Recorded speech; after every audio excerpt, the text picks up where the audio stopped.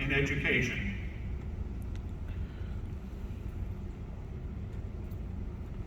Very good. Thank you very much, Leslie. Second, with the opening statement this evening will be Representative Vicki Kraft. Vicki? Again, okay. Everybody hear me all right? I'll say thank you, Senator Secretary Benton. My name is Vicki Kraft. Good evening to everybody. I am very honored to be running for this 3rd Congressional District seat. I also am honored to have been serving as state representative, probably for many in this room, not necessarily most, but many, in the 17th Legislative District, Central Clark County, since 2017. I am the only candidate that is in this race that has a proven, consistent, conservative voting record to back up everything I'm telling you tonight. That's really critical, and I believe especially in this race. A few of the things I'll just share briefly here. I have been very constant in fighting for the First and Second Amendment rights. I will continually do that in Washington, D.C. I have been very strong in supporting those in the respects of introducing legislation all the way from reforming governor's emergency powers, fighting to protect you from vaccine and health-related mandates. Also, I introduced the most comprehensive election integrity reform legislation in Washington state. I also have been very constant in fighting for limited, accountable government. Clearly, that's one of the most broken pieces at our state and federal levels today. I will continue to fight for you, and I've been the leading legislative voice for parents' rights and fighting against comprehensive sex ed. I'll keep fighting for you. I will fight for the unborn. I will make sure your voice is heard loud and clear in Washington, D.C., and together we will take back our nation and our God bless America. Thank you. Very good, thank you, Vicki. Third tonight is Joe Kent. Joe, please. Thank you so much for having me here this evening. I had the honor of serving this country for a little over 20 years as a Green Beret. I deployed to combat 11 times. In that time, I saw what we face as a nation. After 9/11, our war was overseas. I stayed there fighting until my late wife was killed about 3 years ago. When I returned home, I saw that our political establishment on both the left and the right was selling our country down the river in accordance with the progressive left and the globalist agenda towards a direction of authoritarianism. We are on that slippery slope right now, moving at a breakneck speed. That's why I'm in this fight, because that's exactly what this is. This is a war. Unconventional warfare is being waged against our nation. I have the tools and the experience to go back there and fight that. Once we get into power, day one, we're going to start fighting back against the Biden regime. We're dropping impeachment papers on day one for Biden, Harris, key members of their regime. We're also going to tell Biden that, hey, we will not sign off on the federal budget until you reverse all of the energy policies that are strangling Americans at the pump and at the grocery store. If they're going to do that, if they're going to strangle Americans, we will deprive them of funding. We have to start playing hardball and fighting back. We also have to start safeguarding American families. We do that by expanding the child tax deduction.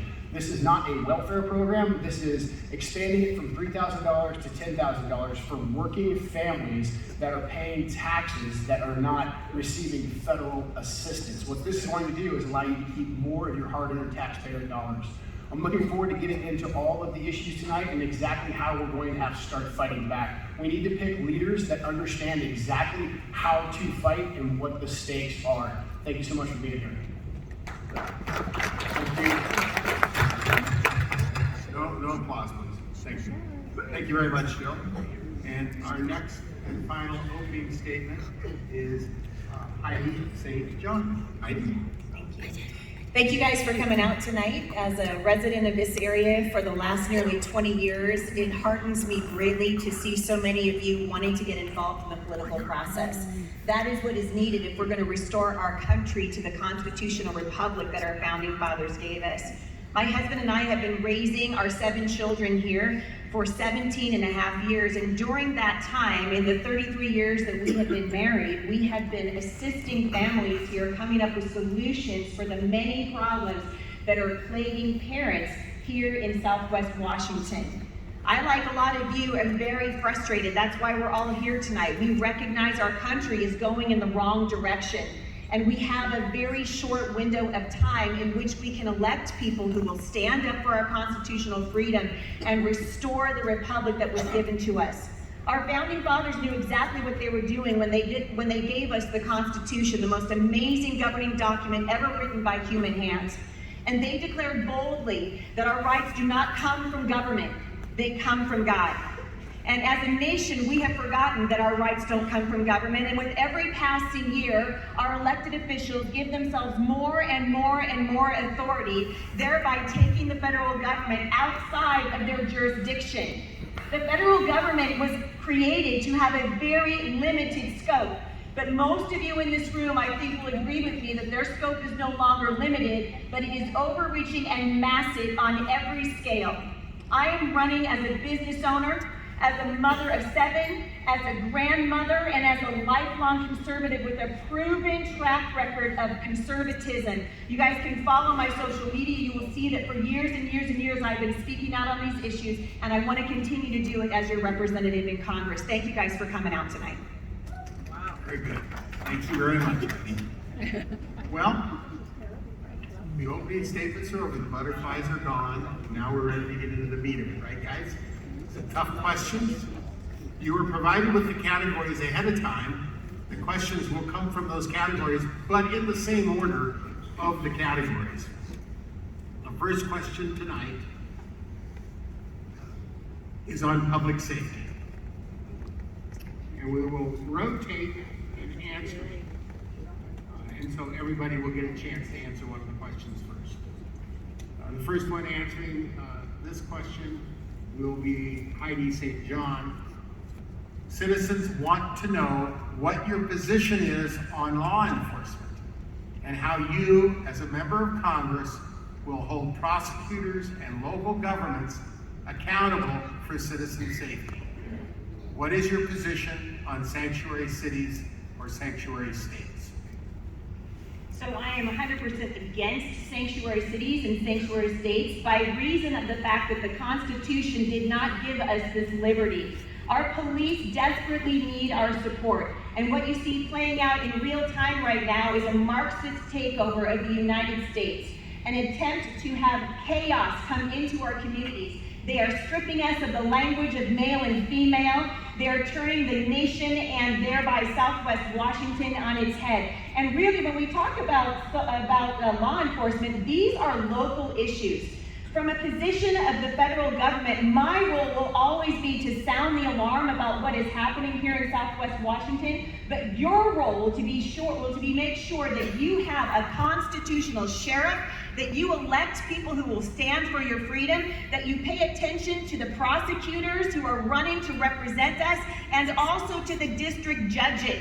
We need to start doing our homework. These people run as nonpartisan, but I'm here to tell you right now, they are anything but nonpartisan. The issues that we see in our nation right now with regard to socialism, particularly where it comes to defunding our police, is a blight on this nation. The men and women that serve this nation who would take a bullet for you if it was required deserve your respect, and they deserve your support, and they will get nothing less from me in the House of Representatives. Joe, you're up next. So our current representative, Jamie Hura Butler, has absolutely failed to defend this community. So when it came time to build the famous southern border wall, Jamie voted with the Democrats to stop that, and that has led to a massive uptick in fentanyl getting shipped into sanctuary cities. We're smack dab between Portland and Seattle. So we've seen crime go way up. Jamie Hura Butler has also taken steps to limit the ability for police officers to respond. In 2020, when the rave was saying that police are systemically racist, Jamie sponsored a bipartisan piece of legislation that would require police officers to report the racial status of anybody they used force against, or they would lose their federal funding, tying the police officers' hands. Over the last couple of years, we've absolutely told police officers anytime they use force, they're absolutely wrong. We've essentially turned them into bureaucrats, and we saw the result of that play out in Texas. You had 40 minutes of children being slaughtered while the police were looking for who was in charge and what bureaucratic procedure to follow. So we have to, number one, go after our sanctuary cities, completely and totally cut them off from federal funding. If they want to be cesspools of violence and crime, they don't deserve to get one penny from the federal government. Congress controls the purse strings. We can make that happen. Border security, I know we'll get into later, but we have to build the wall. We have to reinforce the wall down there. We absolutely have to use the tools of the federal government to specifically declare Antifa and BLM as terrorist organizations, leverage the federal government after them. We have to go after aggressively organizations like the Open Borders Society. That's George Soros. George Soros is the one that's putting these DAs and prosecutors in place. He needs to be absolutely targeted like a criminal entity. We also have to safeguard our Second Amendment because we can't rely on the police as we just saw down there in Texas. We have to have the tools to keep a tyrannical government off our back and to defend ourselves. Jamie Hurrah Butler has advocated for and voted for red flag laws on multiple occasions. She is a gun-grabbing globalist.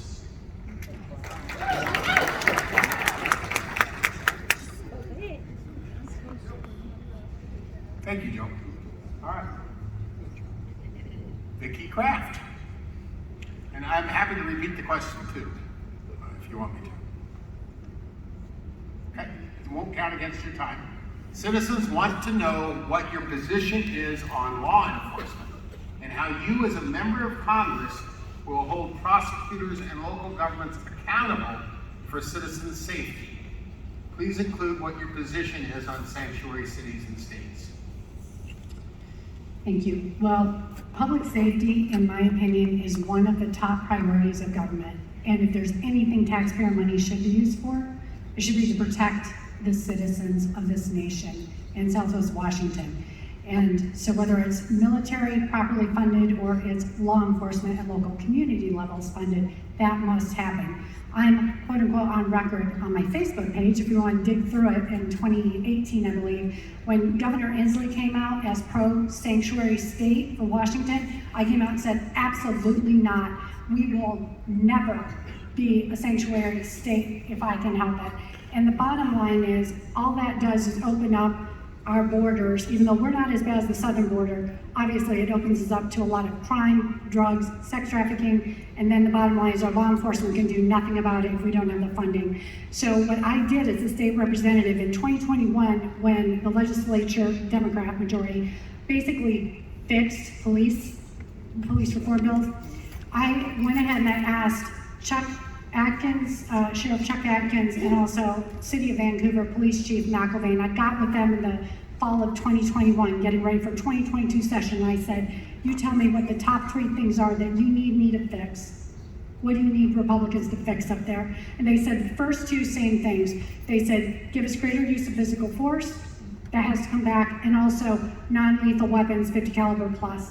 And I said, you bet. So the third they differed on, but the bottom line is I gave that feedback in, fought for those things. I voted for the fixed bills. I will tell you for the record, one of the bills we were told did not have proper use of force in it. So I voted against that and then found out right after that no, it really does have use of force in it. So I went ahead and changed my vote on the record in the ledger. So I want to be on the record with that, so you know. But House Bill 1719, 1735, House Bill 2037, I basically voted for every one of those to support our law enforcement, and I will continue to fight at the federal level for them. Very good. Okay, and last, but certainly not least, Leslie, you get a chance to answer the question. I've repeated it twice. Would you like to hear it again? I heard it. Okay, great. Go for it. And I was just wondering, where is Jamie? Is she here tonight? Just wondering. Okay. Joe is absolutely right about the fact that this is not a federal issue per se. The problem rests in the local communities.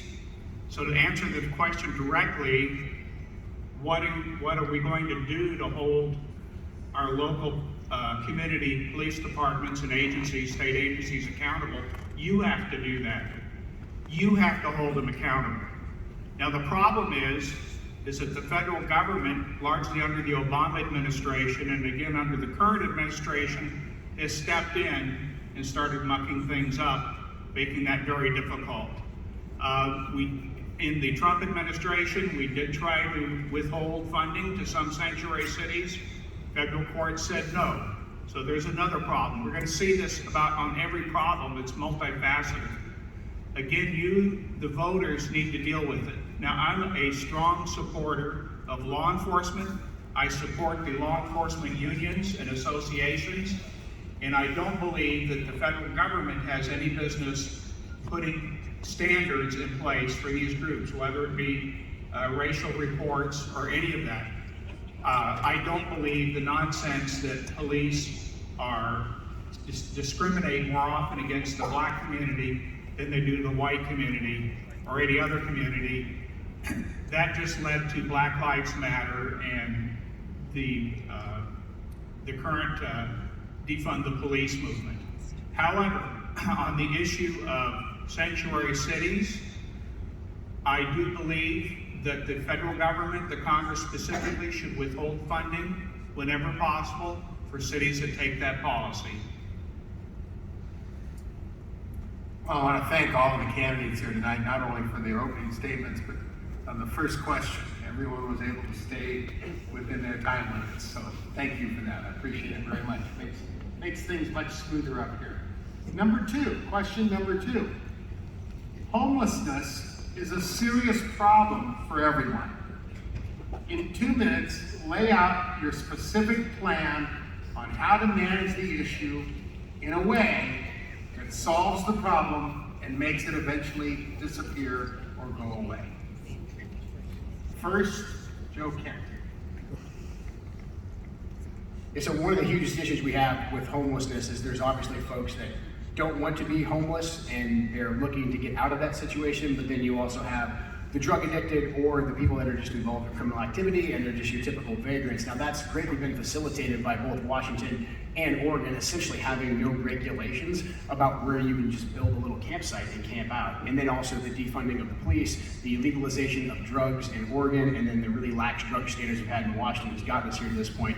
So we have to use carrots and sticks from the federal government as far as funding goes. I think the federal government has a role to play with potentially funding for mental health services, potentially also to help out with homeless, building affordable housing for homeless people. However, if we just give that money to Jay Inslee, to Kate Brown, Portland, Seattle, it's going to get thrown away. So we have to actually have them enforce specific zoning. I'm okay with providing mental assistance to those who want it, or job placement or housing, but it has to be taken away from the urban centers, it has to be taken away from schools and away from businesses, and be in a part of town where they can have their own space and they're not encroaching on other people's territory. Strictly enforcing the law is huge too. We have to put pressure on state legislatures to refund the police, to go back to actually enforcing the law, clean up the drug regulations and also the vagrancy regulations, but offer federal funding in case if they actually go ahead and do that. So using the tools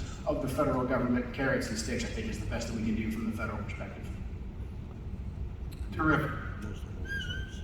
Vicki, what is your plan for homelessness?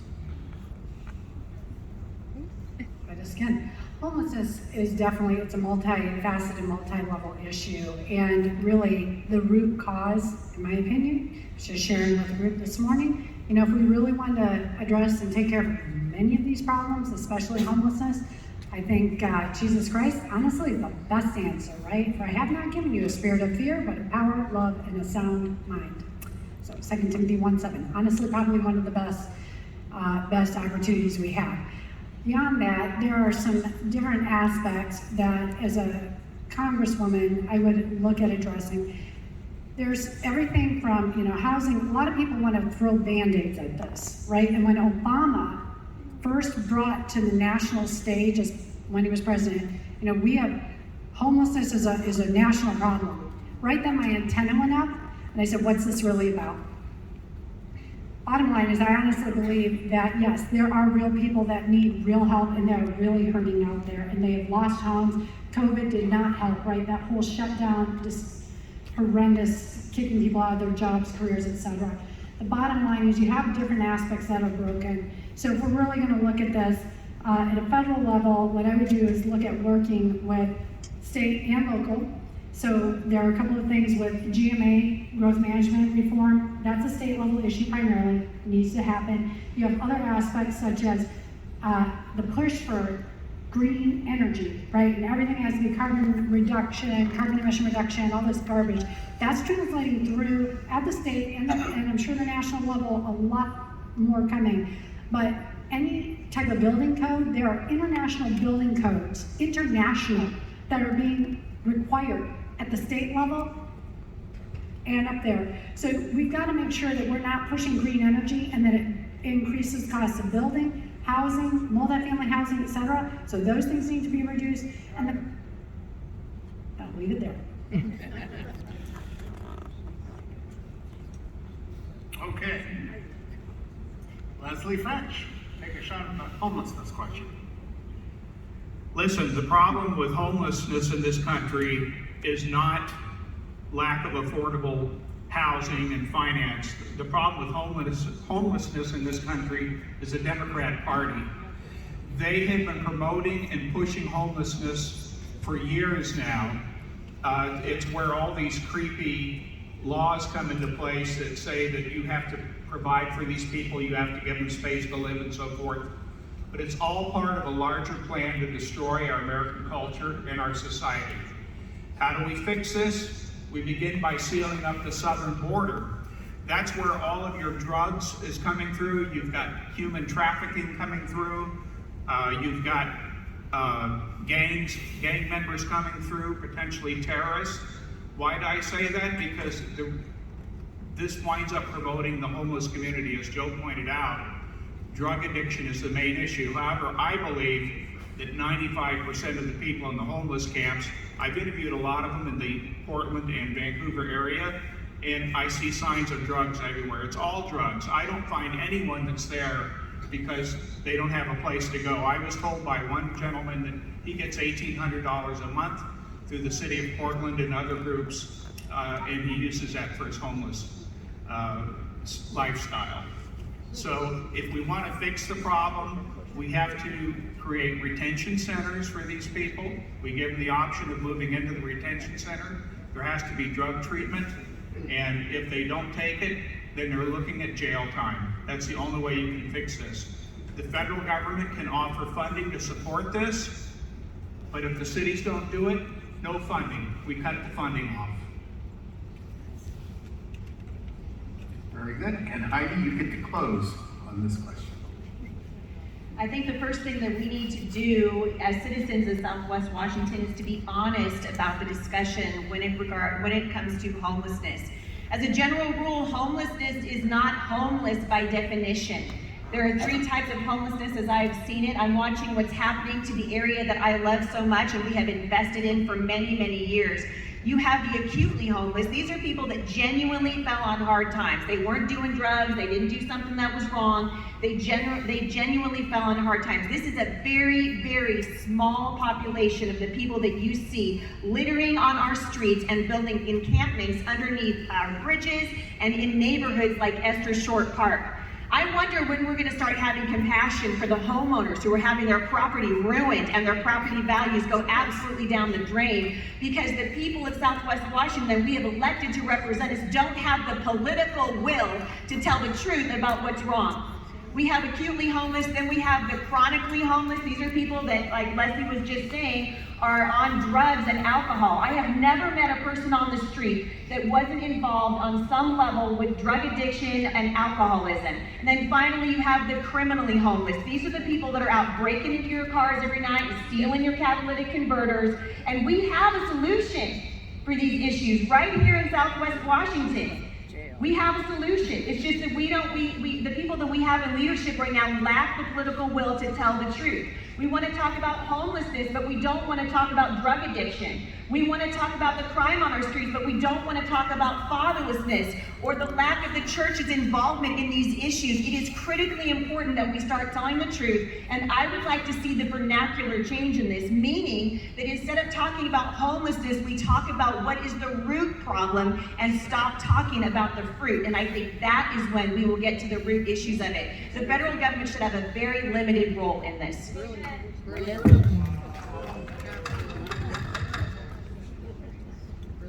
Thank you for that, Heidi. Vicki, you get a shot at number one this time on this question. U.S. border and immigration was the broad category. There is a crisis at the southern border where over 230,000 illegals have crossed just this last month in April. Not to mention one month, ladies and gentlemen, 1 month, almost 250,000 in April. Not to mention the fentanyl and other drugs that come in with them. What is your plan to stop this massive invasion at the southern border? Also, please touch on other immigration issues, including your solution to the issue referred to by many as the Dreamer citizenship issue. Vicki? It's really easy as far as stopping the flow of crime, drugs, and sex trafficking. We need to close the border. Bottom line, let the Border Patrol do their job, give them the authority again to do their job, fund what's needed for them to do their job, and get down there and not just, say that there's some level of border control happening. So that's the first thing. Yes, would I build a wall? Yep, I would put money toward that. Why? Because if we don't, and you get an administration in someday that isn't interested in really securing our citizens, this is what will happen. The other thing, we absolutely, that's the southern border. That obviously is where most of the problem is happening and the most critical leaks. That is something that if we do not make sure that proper funding is put toward, we're going to continue to have that problem. So that's the first thing. As far as the Dreamers go, there's a lot, believe me, I sit on the college and education workforce, or college and education committee in the state, and I'll tell you, I have a lot of those people come and testify all the time in front of me as to why they need free college and all these things. I'm not saying I can't be somewhat sympathetic. A lot of them are here because their parents came for the better life, right? But the bottom line is you can't just let everybody in and, you all support that, right? There's a legal process, it needs to be followed. We need to make sure those are being followed and absolutely tighten those up. Because the bottom line is they're not even, those immigration laws on the books aren't being followed today. And we have to tighten those up because the influx that's coming in and has come in is already overwhelming our communities. Thankfully, there's still time to turn this around, but it's gonna take a representative that's got the guts to go do it, and I do. Leslie? U.S. border and immigration. 3 words, build that wall. That's the problem. It was working, and on day one of the, I like to call it Harris Biden administration, they immediately discontinued construction, and I don't know what's happening to that thing down there. Is it being dismantled? I don't know what's going on with it. But this is a problem that is easily solved. We restore our Customs and Border Patrol. We restore ICE. The people that sneak through and get through, they're arrested and they're sent back. If the sanctuary city doesn't want to contribute to that, if they don't want to cooperate, we cut the funding off, period. Now, as far as dealing with the problem, at this stage, the problem gets worse every single day. What it's going to look like, come January next year, I'm not sure. But Congress has a big role to play in this. When the Republicans take control of Congress, it's time to cut funding. That'll get a lot of attention. But until then, we have the problem also with the people that are in the country, with the Dreamers you asked about. When I worked at Portland Community College, that was a big topic of discussion.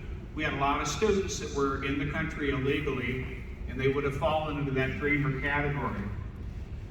They've been here for many years now. They've grown, they have families here.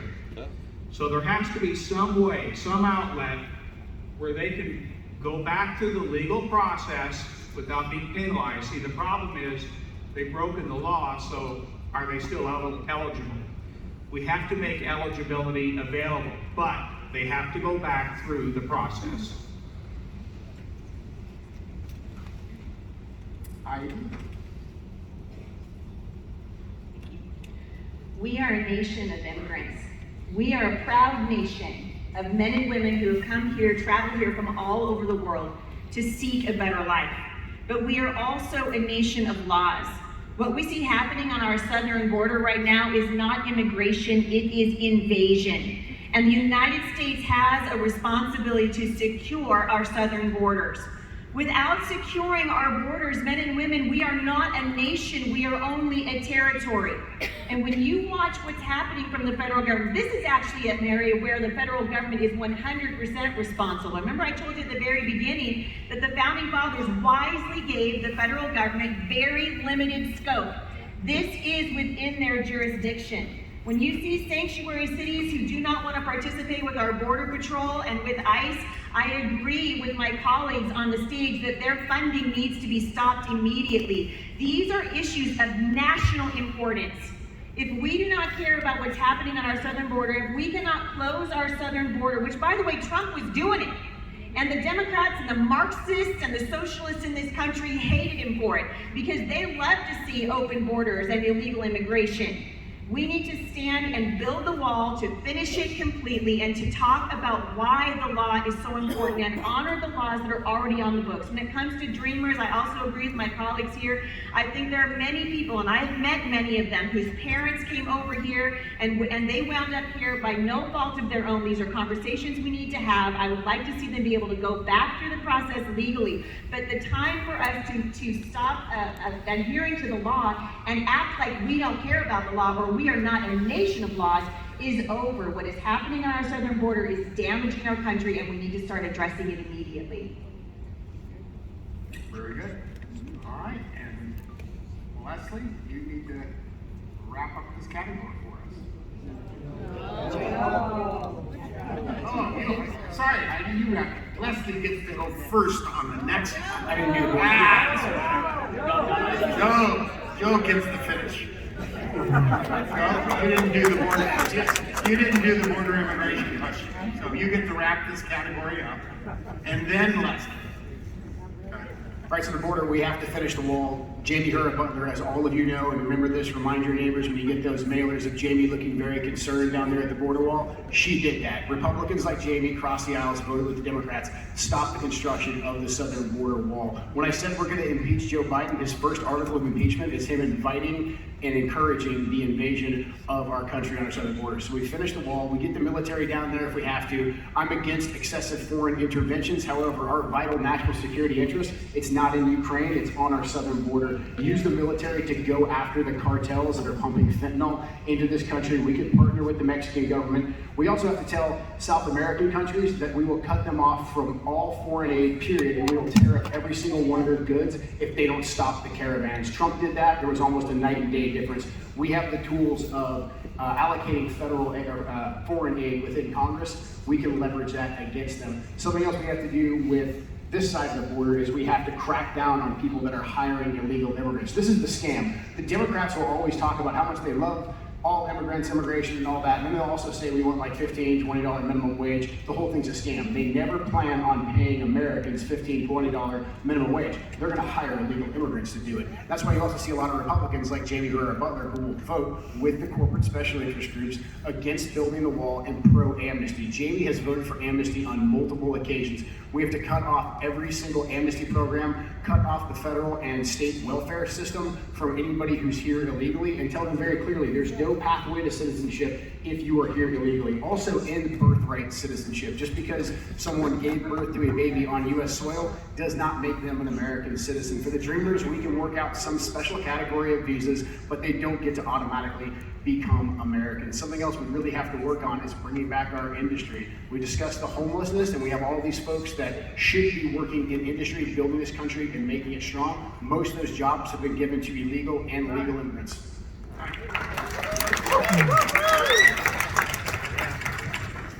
Okay, now we move into foreign policy.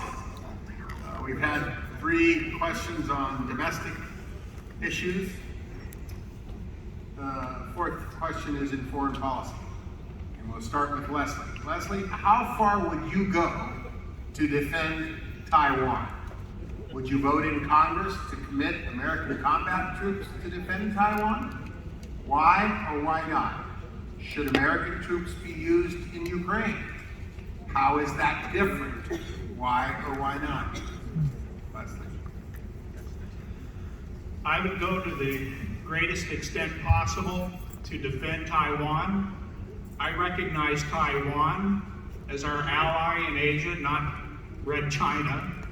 I don't know how that happened. That happened around 1972 or 1973, I remember it well. And, you know, the question is, you know, do we send combat troops? What do we do? Well, Taiwan is a very sophisticated, technologically developed country. And our agreement with Taiwan is that we will provide them with arms and that we will assist them in any way possible to defend against Red China. In exchange for that, they gave up a seat in the United Nations. And so now we have Red China in the United Nations. So we have to keep that commitment. There's a lot of American companies in Taiwan as well. I don't think it would come to combat troops. I think we should be putting all resources necessary into helping Taiwan maintain their military, increase their military, support their troops. That's where the battle's going to be won.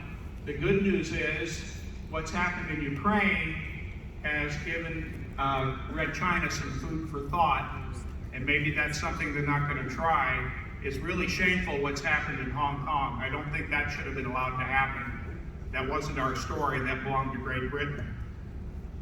So if we lose Taiwan, if Taiwan becomes under the red umbrella, China will control all the technology in the world. I think every technology company in the United States has factories or licenses or manufacturing in Taiwan. It's very important that we keep that. Thank you. Heidi St. John. I think it cannot be overstated that Taiwan is our ally. And as Ronald Reagan wisely said, weakness invites aggression. This is what we're seeing around the world right now as foreign nations, including our enemies. China is our enemy. These are not our friends. Russia is not our friend. But what we are seeing in this aggression of Putin and the aggression and the threats of China to invade Taiwan sends a signal to the rest of the world that they see weakness in the United States. They see weakness in our leadership. They see weakness in Joe Biden. I think we can all agree that guy's elevator doesn't go all the way to the top floor. We know he's not running the country. And so does China. And so does Putin. And the fact of the matter is that unless we are willing to say we will do whatever is necessary to protect our allies in Taiwan, I believe we will see an invasion of China into Taiwan. And the best way that we can avoid that is to show a strength around the world. They need to know that we're serious about protecting our allies. We have to start looking at socialist, communist China as the enemy that it is and start bringing our manufacturing back home so that we are not dependent on any foreign nation. Well, we don't have to be dependent on any foreign nation for oil.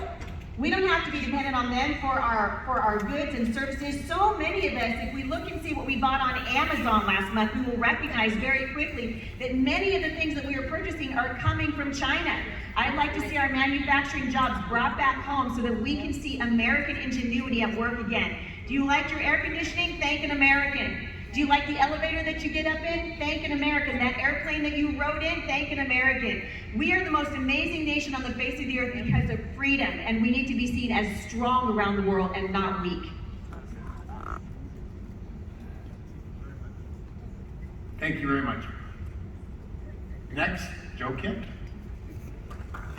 So one of the reasons why we're seeing so much drama right now on the world stage because America is weak right now. Joe Biden made us incredibly weak by cutting off our ability to produce our own energy. That's one of the reasons why when we get into Congress, we have to hold Biden's feet to the fire, turn back on the Keystone XL, get back to exploratory drilling. That's key for our people back home, but that also takes away the one tool that Vladimir Putin has, and that is oil and gas. We have to put pressure on the Europeans to stop buying oil and gas from Vladimir Putin. We also have to get the advanced microchip design processing out of Taiwan, bring that back to America. That's why Taiwan is so critical right now, because they could tie up the entire world's production of microchips. We have to arm the allies that we have in the Pacific, including Taiwan, to such an extent that China would incur a massive cost for going into Taiwan. We don't need to commit our troops, our boots on the ground. What we have to do is strengthen our economy. The Chinese are very smart. They're not going to fight the U.S. military head on. They're going to slowly chip away at us economically. They control our economy right now.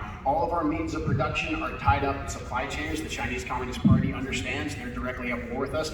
Our stock market is directly tied up with the Chinese Communist Party. Global hedge funds like BlackRock are working with the Chinese Communist Party. The massive sanctions package that we threw at Vladimir Putin was absolutely foolish. We should have used a limited amount of that to get him to the negotiating table, as opposed to using the Ukrainians as nothing more than bait to be led out into the slaughter.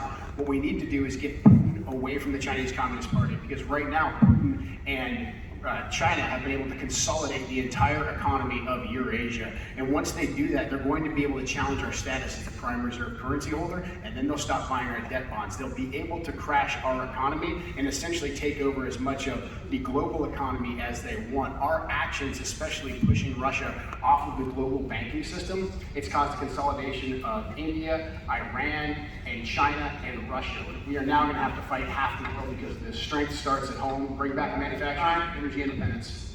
Thank you.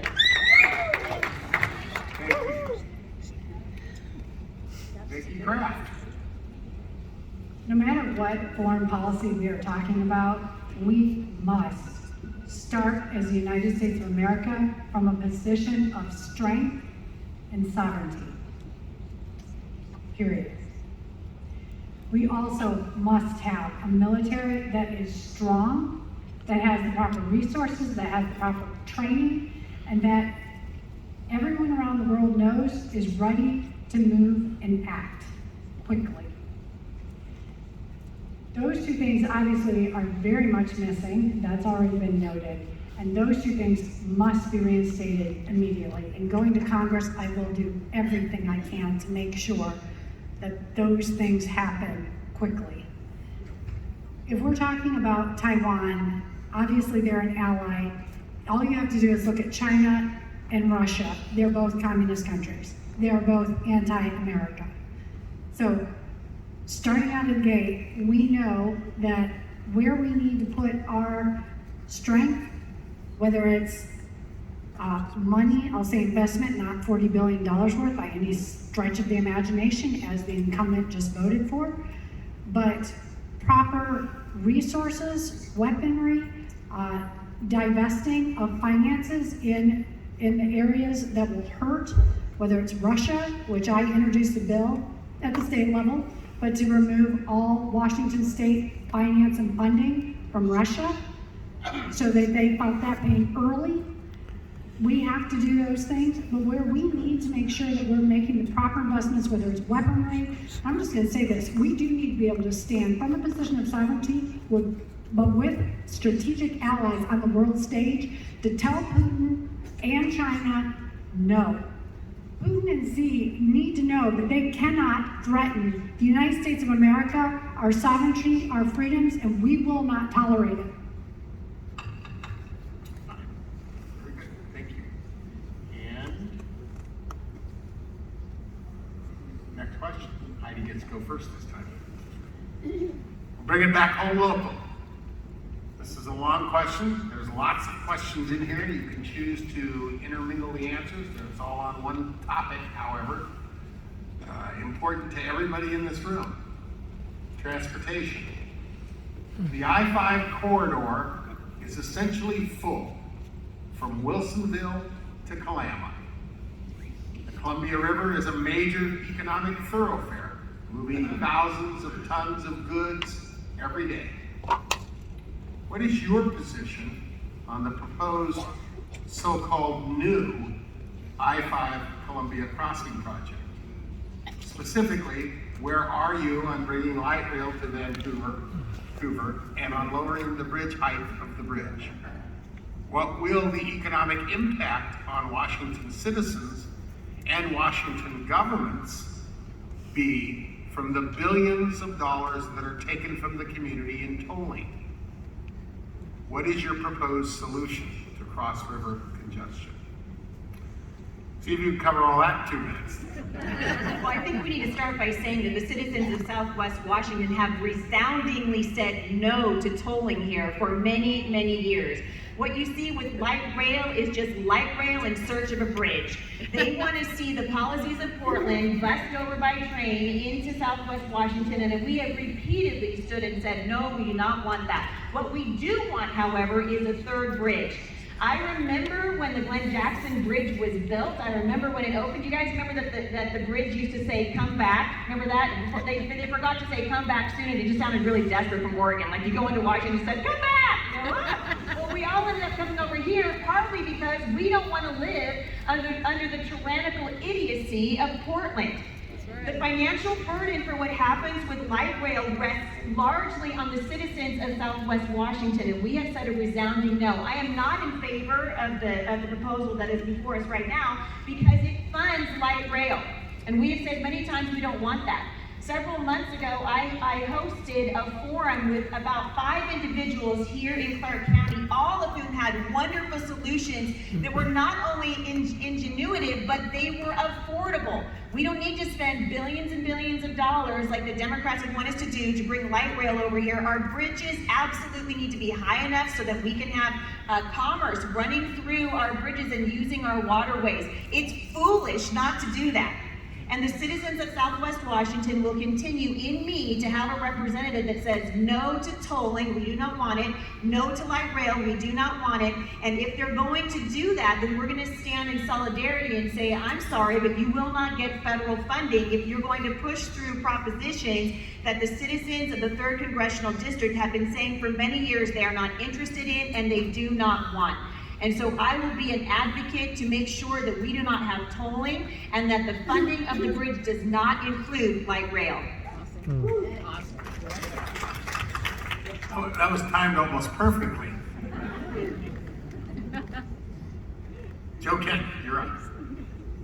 So the biggest problem with the bridge project is we're suffering from a lack of federal leadership. This is interstate commerce, this is I-5, this connects all commerce on the West Coast. And where's Jamie Herrera Butler? The exact same place that she is tonight. Who has any idea? She allocated less than 10% of what it's going to cost to actually fix the bridge or build a new bridge. And the kicker is, if we don't spend that money in the next couple of years, we have to repay it. A bunch of that money has already been spent on consultants who came up with various proposals that haven't worked. The problem that we have is you have Clark County and you have Multnomah County fighting it out. They're essentially equals. They have the same amount of dogs in the fight. This is where you actually need federal leadership to come in and say, this is a clear federal nexus. We will allocate the funding on some form of a standalone interstate I-5 corridor package, and we will bring the stakeholders together. We have to draw our line with no light rail. I think that's self-explanatory. The people here have rejected it on multiple occasions, and the same thing with tolling. The tolling is just simply not fair. It would disproportionately affect people coming from Washington into Oregon. Oregon knows that, but again, this is where you need the federal leadership to come in and say, hey, we can't have you messing up interstate commerce with this tolling. So again, this is absentee leadership on behalf of Jamie Herrera Butler. We need our federal government to fix our actual interstate commerce, and the I-5 bridge is a very clear-cut case of that. Thank you. Thank you very much. Vicki, you're up next. I've actually been fighting on this issue since about 2015, before being a legislator. So I've been fighting for you to have a third bridge. If we're talking about the objective being reducing congestion on the I-5 corridor, which is key for our commuters and our freight community, then we really need more throughput lanes, straight throughput, not auxiliary lanes. That's what they're talking about on this bridge. This whole bridge is just a repeat of the failed project of the first time, the CRC. Bottom line is I am completely against the double tolling that will effectively occur.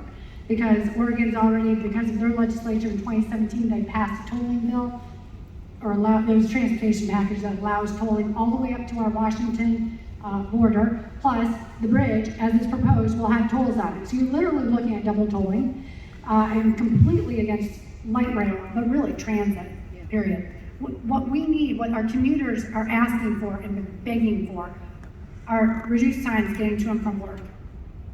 That's it. Our freight are sitting in traffic. I've talked with freight leaders. I've talked with, name it, citizens. I've held town halls, co-hosted town halls back in 2018 as a legislator. 2017, maybe it was 2017. 2017, I introduced an amendment on the transportation package to actually fund a consultative study for a third bridge to get some more throughput lanes. That was shot down. Introduced legislation to do the same. Bottom line is, what we need are leaders. I talked to Jamie Herrera Butler in Washington, D.C. I sat in her office and I talked about this need in 2018. We'll look into that. Yeah, I hear you. We are nowhere different. Ma'am. I will absolutely keep fighting for Third Bridge and no funding for this project or anything like it. We need to get you taking care of this commute, and we need to make sure our businesses can get their freight up and down this corridor and make the money they need. All right, very good. Leslie, you're up. Well, this question is definitely an issue of federal leadership, no question about it. Listen, I came to Oregon in 1978. I've lived up here since then. And they were talking about replacing the bridge back in 1978 and expanding the freeway back in 1978. I think Washington has done a little better job of that than they did in Oregon. But I don't know how much they've invested in the current proposal. I know the earlier one that collapsed in the was it 2014 or 15, somewhere in there, when that proposal collapsed because the Washington legislature, I believe Republicans, rejected the idea of light rail. That killed it. And they had already spent over $200 million in engineering and consulting fees. And I fear that's what's going on again right now. Listen, my position is this. The freeways have to be improved and expanded. We're talking about interstate commerce. As the question suggested, we're losing who knows how much money in loss of productivity. How many hours do you spend on the freeway just trying to get from north to south, south to north? I say we need to do whatever it takes to get this job done. If it means including light rail, if that's a deal killer, let's do light rail. If it means a toll bridge or a toll lane, let's do a toll lane. Listen, I was in Florida a few months ago, and they just built some beautiful new freeway there, and they have 3 lanes and they have toll lanes. And those toll lanes are great for people that need the economy of time and they're willing to pay for it, and people that need the economy of funding don't have to use them. That's my position. Thank you, Leslie. All right, we'll move into our 6th question of the evening. Several of the attendees also wrote a question similar to this, so we're asking this as one of the set questions, but it's obviously a topic that's on many of your minds. I can tell from the number of you that wrote a similar type of question on this subject. What is your position? We'll start with Joe. Joe, you get to start off first on this one. What is your position on the U.S. Department of Education? Do we need this agency? Do you understand what critical race theory is? And where do you stand on it? What is your position on sex education before the 4th grade? Yes or no? And who should make that decision? So the federal Department of Education has no role in the Constitution for the federal government. Education should be pushed down to the lowest possible level, maximum amount of transparency for the parents. This is where Jamie Herrera Butler is very, very tricky. She's voted to fund Planned Parenthood on 3 separate occasions. $1.5 billion of our taxpayer dollars going to fund not just the #1 killer of infants in this country, but also the folks that are pushing the comprehensive sex ed agenda into our schools. Jamie has voted to fund that. So what we have to do is go through the federal budget, root and branch, get rid of the federal Department of Education, anything that covers critical race theory, Planned Parenthood, period, comprehensive sex ed, the transgender agenda, 1619, any of that nonsense. We have to immediately defund it and play hardball if we have to. Education is between the parents and the educators. The parents need full and total transparency. We're probably not going to get that in Washington State because we are ran by progressives coming from Olympia, unfortunately. So what I heavily do advocate is a federal school voucher, school choice program where parents who can't afford to put their kids into private school or afford to pull their kids out and homeschool them have some access if they so choose. I know a lot of folks don't want anything to do with the federal government, and that's awesome. However, if you want to pull your kids out of these horrible indoctrination centers until we can fix them, I want to be able to provide a lifeline, especially for districts like ours.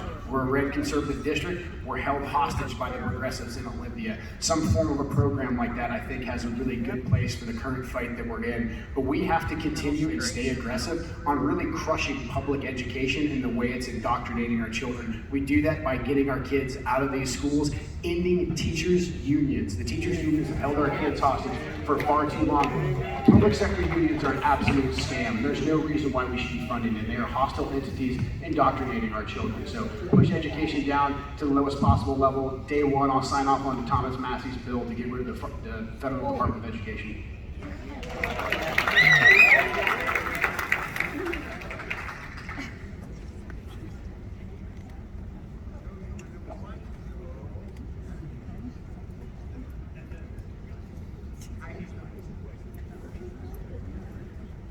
Thank you. This is a very important topic. It is something that I have been working on very diligently for the last 17 years.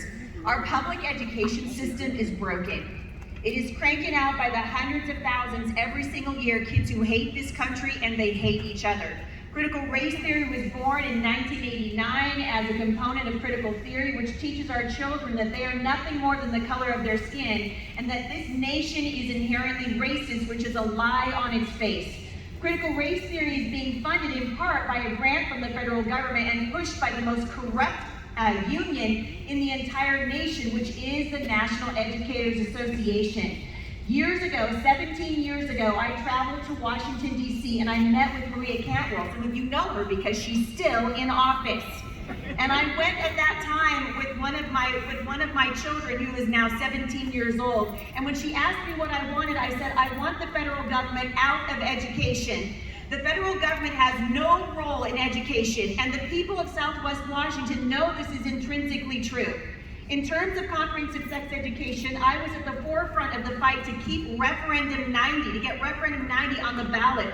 We took busloads of parents. We met right here in Vancouver at 3 o'clock in the morning, and we bussed parents up to testify against it in Olympia. I've testified on this in behalf of you in Olympia and also to our people in Washington, D.C. The Department of Education needs to go.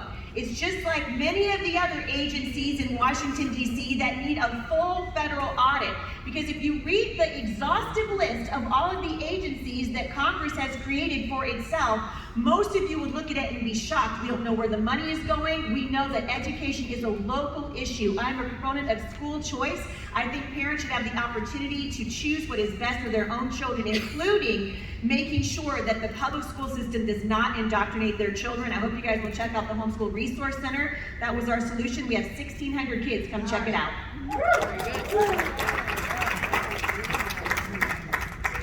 Thank you, Heidi. Leslie, you're next. Well, I agree that we have no business having an unconstitutional department, federal Department of Education, but it's there and it's well entrenched. And so what are we going to do about it? On the issue of critical race theory, I understand Heidi's source of information, 1989, but actually, listen, I remember hearing about this in the 1960s, the idea that you would pit one race of child against another race of child, and that's really what it's all about. It's more the left-wing Democrat Party trying to disunify the country. They want to bring us into total collapse and total submission. Now, on the issue of education, I will say, I'm a big supporter of unions. I'm a former member of the AFT. That's one of the worst unions out there right now in terms of education. I believe on the local level, these unions are necessary. On the national level, they're corrupt, absolutely corrupt. But you can't just throw out the baby with the bathwater. I do like the idea of vouchers. Secretary DeVos, Betsy DeVos, promoted the idea of federal vouchers. I think that's useful, for example, in programs in some states where we're trying to elevate the educational ability of the schools. Those vouchers can come in very helpful for that. Teachers' unions don't like it because they perceive it as a threat to their job. On the issue of the Department of Education interfering in sex education and all those things, my view is old-fashioned, but it's this. I do not believe that sex education belongs in the schools, period, any grade level. I think parents should be teaching that, not the schools. Thank you. Leslie. Vicky, your turn. I'm thankful to have been the leading legislative voice fighting for parents' rights and against comprehensive sex education. Thankfully, with a group of people, Heidi was one of them, there was a large outcry when that bill started running in Washington State. And I fought hard. I was thankful. I was the first voice of any legislator to actually speak on the bill. That's unprecedented, to let somebody other than the sponsor bill, who is for the bill, speak. But thank God I got to set the tone, and I absolutely pushed hard. And I said, this will sound odd to some of you, because I'm talking to the Senate legislature on Education Committee, and I said, if this bill passes, if you're a school board director, an administrator, or the WEA, Washington Education Association, you will have a mass exodus of kids, and your funding will go straight out the window with it. Thankfully, that set the tone, so all the Senate Republicans followed suit, voted no. I don't think that would have happened candidly otherwise. And thankfully, in the House, in 2019, we killed that bill. It didn't even come to the floor. In 2020, it came back. I tried to talk to and I was on the Education Committee in 2019. They pulled me off the Education Committee in 2020 because they fought so hard for our kids and your kids and grandkids. And I talked to the education chair in 2020 and I said, look, is there any way we can at least have a discussion on this, stop the bill? And at bottom line, she wouldn't even have an interim discussion. Why? Because of the union, period. Answering the question, no, there does not need to be a federal education, Department of Education. What I would do, though, with the Republicans in charge, I would right all the wrongs, critical race theory, comprehensive sex ed, transgender bathrooms, yank those all out first, get things right, then shut that thing down. It needs to go back to the local levels. State and local, we can hold them accountable.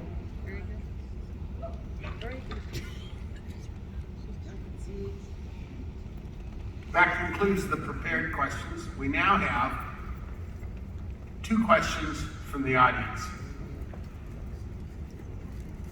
This is interesting. One of the candidates referred to this member of Congress earlier, but it was in reference to another bill that he's introduced. So this question, and we will. Vicki finished last on that, so she will start first on this question. Will you vote for Congressman Thomas Massey's bill to end qualified immunity? The bottom line is, we do not need to just rubber stamp people that are here illegally.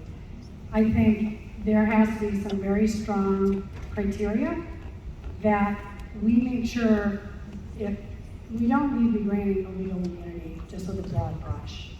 So the more that we put into place criteria so that people that are here, if they are here and they can contribute and there's a process for them to get their citizenship properly, that's something to consider. But broad brush strokes, making sure that everybody can, be a U.S. citizen without the proper criteria, qualifications, and going through U.S. citizen vetting, I'm gonna call it, that has to happen. We have too many people in this country that are draining the system knowingly, as well as criminals, etc. There are some people that are here, like we talked about, dreamers that, you know, are contributing and they want to stay and this is the home they know, right? But the bottom line is, you know, rubber stamping people as groups, we need to really, really get serious. I think Israel does a really good job, by the way. Vetting people that are coming into their country, we need to be as stringent about taking care of our sovereignty, our citizenship, and making sure that people that truly want to be Americans are in this country and are qualified to be citizens of this country. Great. Time's up. Okay. Heidi, you're next. Will you vote for Thomas Massey's bill to end qualified immunity? I'm sorry, Leslie's next, not you, Heidi. Sorry. Leslie, you're next. Got a sequence there. Well, I have to confess, I haven't read the bill, but generally speaking, I would support it. But having said that, I can't think of instances where you would have to grant immunity.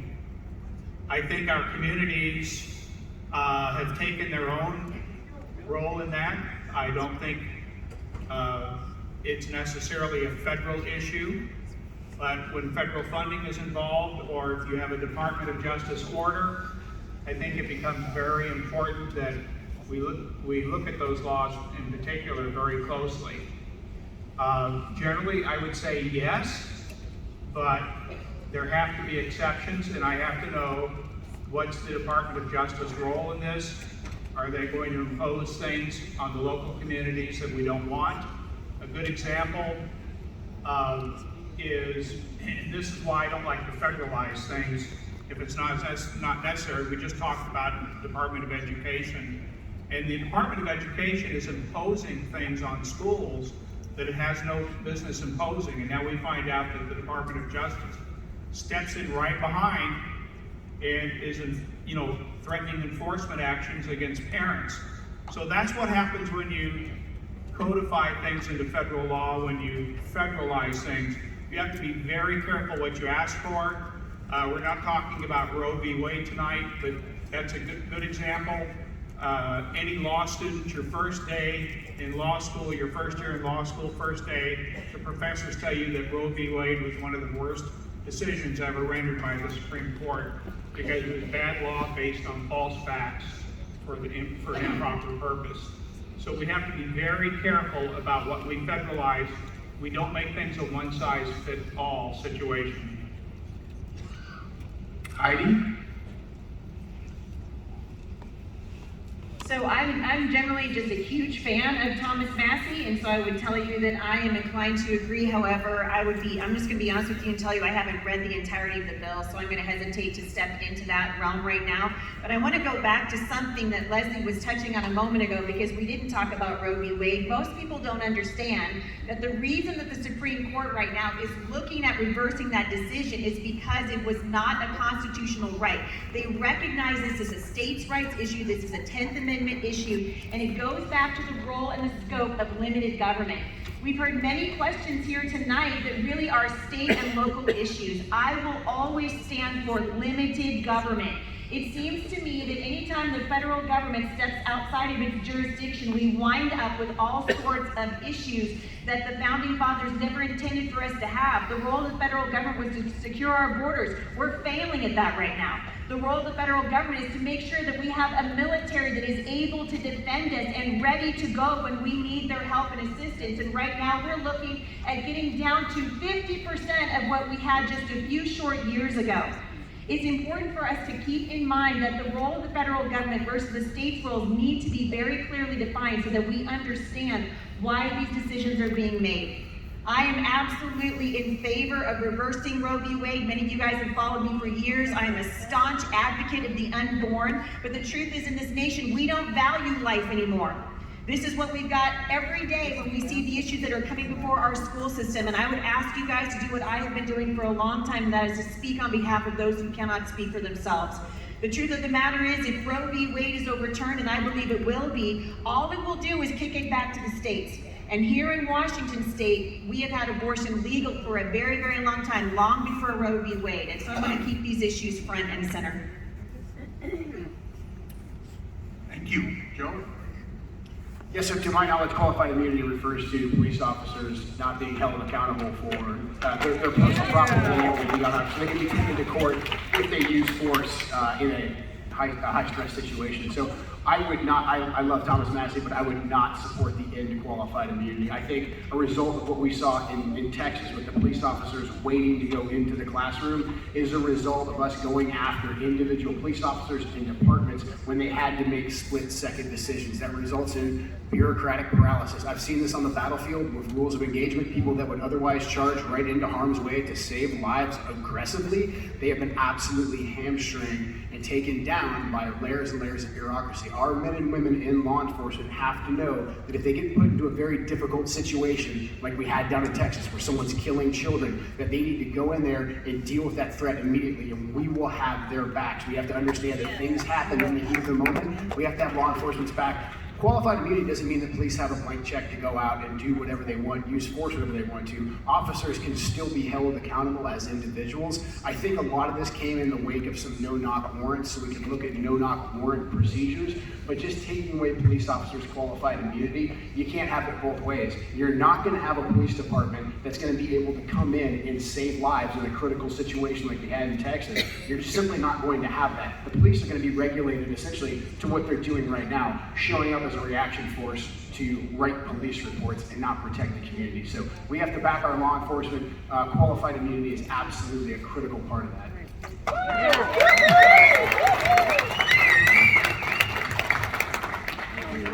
Okay. Well, we've done pretty well. Thank you for your cooperation. We're going to move into the closing statement section. Before we leave the stage tonight, our wonderful sponsors for this event, Mike and Denise, we'll invite them up after the closing questions, and we'll have some photos on stage with the candidates. And then the candidates will be dismissed to visit with you as long as they want to stay and as long as you want to stay. So we will be moving into closing statements now, and Leslie, you will go first. You have the privilege of the opening statement, so whoever went last in opening will get to go last in closing. In other words, they'll get the last word. That will be you, Heidi. So Leslie, you close first, followed by Vicki, followed by Joe, and final closing will be Heidi St. John. I want everyone to know that of all the candidates sitting on the stage here today, I probably have the most experience of all. Not necessarily in the military, not in the state legislature, not in other things, but I have over 50 years of experience in business, business management, executive management, public service, yes, and even political. I voted Republican in every election since 1972, with the exception of 2000. Couldn't bring myself to vote for George Bush. I had spent an afternoon with him at an event, and I just had a lot of questions. So that was the one exception. But I can tell you, I also voted for Donald Trump with apprehension, like a lot of you probably did. Didn't know the man. And I gotta tell you, I wouldn't be here today if it weren't for Donald Trump. So we cannot wane in our effort to defeat communism in this country. Now, when I'm talking about communism, I'm not just talking about Red China. I'm also talking about what's called under other names, under other shades in our public school system and government, you know, the woke crowd, CRT, that sort of thing. And right now, pretty much the window is getting ready to close. We have to do something now, and that's why I'm here. I can tell you a lot of we should and we could, but I'm not going to do that.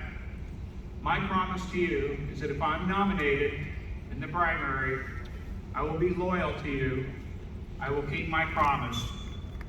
I love God, I love this country, and I love you. Thank you very much.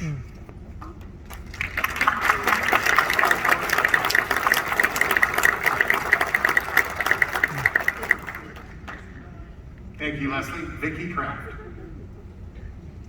Now more than ever, you Southwest Washington voters deserve a candidate that has a proven conservative voting record.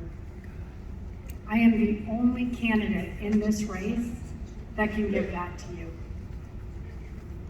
I've been talking tonight not just about what I will do, but about what I've been doing for you and will keep doing for you. I will keep fighting for your First and Second Amendment rights, all your constitutional rights. I will continue to fight for more limited, accountable government. I will keep fighting for a strong economy. We didn't talk hardly at all about that tonight, but the bottom line is that is probably the top issue, one or two, in our nation. And I have continually fought for free market, American principles that would give us a strong economy. And I have fought against communism and literally used that word on the House floor for you over the last couple of years especially. And I will continue to do it using that word in DC. I have absolutely continued to fight for law enforcement. I will fight for our southern border and getting the security we need, a strong military, and I will continue to be a strong parents' rights voice. Domestic terrorists, it's ridiculous. I will continue to be a very strong voice for parents' rights and unborn babies. I ask for your vote, and together let's take back our country.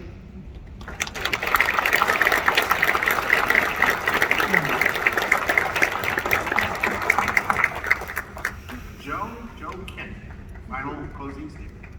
So why is Jamie Hura Butler not here tonight? She's not here because she thinks that she's not accountable to us. She doesn't have to show up because we have a jungle primary. She basically thinks that she's not participating in this event tonight because she has told the Republican leadership that because of the jungle primary, all of us will simply just fight each other and our votes will cancel each other out and she will advance into the general election. Jamie's never had a serious primary challenge before, so her logic may prevail.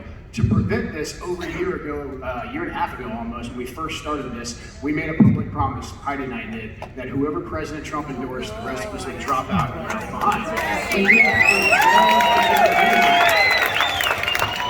that for a very specific reason.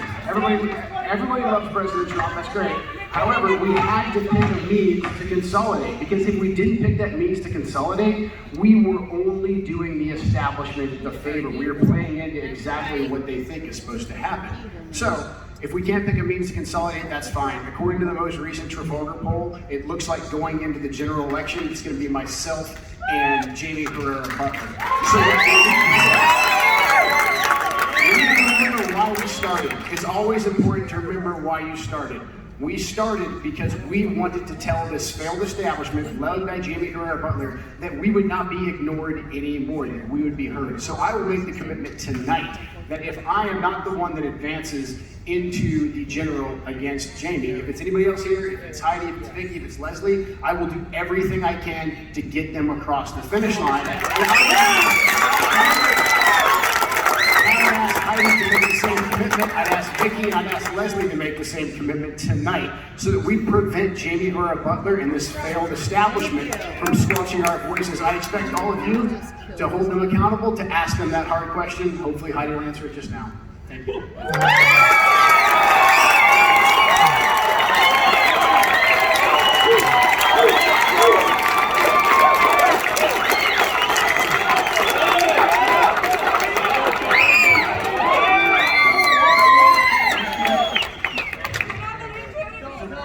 It's okay to applause on the last of the closing statement.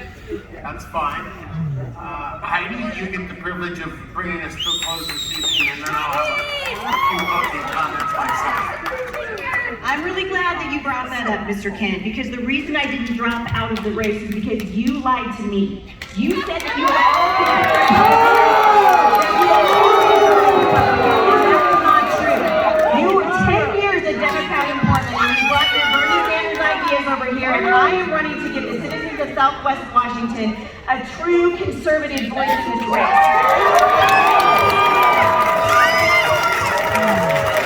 Many years, I have been an advocate for you here in Southwest Southwest Washington, going back and forth to Washington, D.C., and also to Olympia. And if you choose to allow me the privilege to continue to represent you, I will be a strong conservative voice. I will stand for limited government. I will stand for freedom, and I will not be a part of the Antifa-style tactics that the Kent campaign has been using for the last 10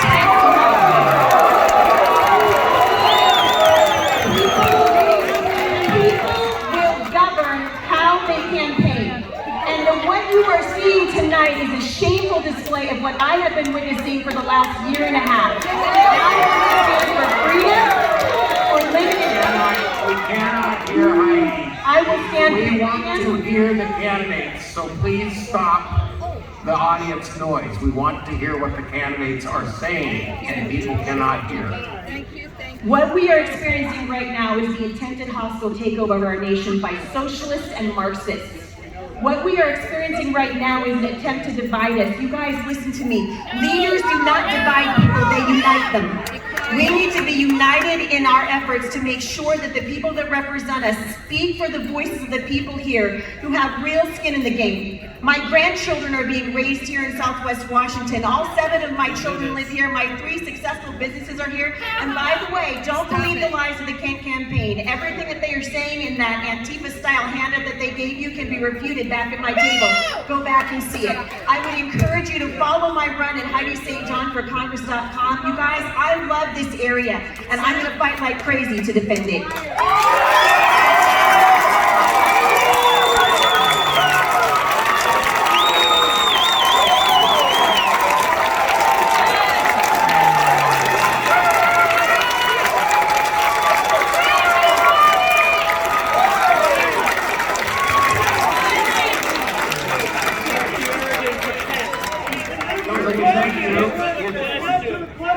Thank you all.